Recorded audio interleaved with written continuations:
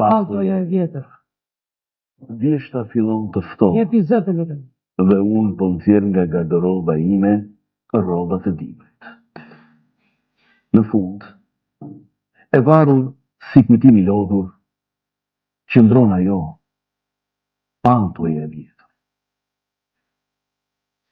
Era e saj mban ende aromën e asaj dite të mallkuar të 97-ës, ku dielli u përzje me tymin e barutit dhe krismat zëvendësuan cicërimat. Në xhepin e saj të brendshëm kam ruajtur 3 dëshoje, të vogla, të ftohta, të heshtura. Ato janë kujtimi im më i rrënd. Dëshmi e një kohe kur armët u bën ligj dhe njerëzit hijet e tyre. Vëllain tim e mori një plumb qor në një shesh ku s'duhet të kishte luftë, por u pritma.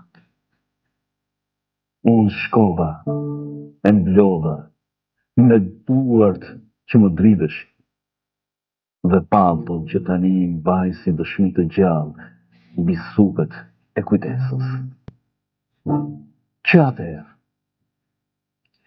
çdo dimër më duket më jaqë, jo nga të ftohtë, por nga fakti që populli im s'u mbro kurrë me ne. Ne ende jetojmë në një Jenaris, që e ngrem për inat, për krenari boshe, për arsye të thjeshta që s'kan kur justifikim. Ende shoh fytyra që ndriçohen nga urrejtja dhe jo nga drita. Ende dëgjoj frikma që s'vin nga dhimbja, por nga kënaqësia e pushtetit.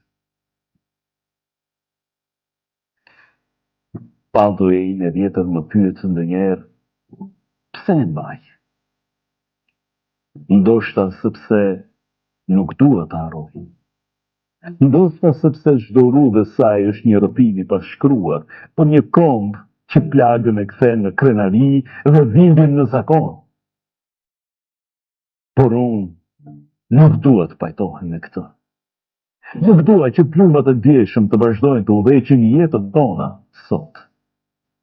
Nuk dua të pranoj se vdekja e vëllait tim ishte vetëm një statistikë në një histori të harruar.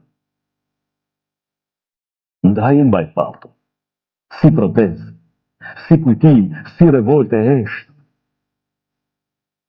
Sepse sa herë vesh, ndjej peshen asaj kohë mbi supe, dhe e di që nuk dua ta përsëris më kurrë. Por populli im ende është zgjuar. Ende jeton me kërcitjen e hekurit, jo me fjalën.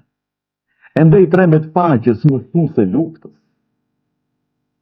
E unë, mes vjeshtës që ftohet, vesh patun time të vjetër. Dhe shpresoj që një ditë ajo të jetë thjesht kujtim, jo paralemrim.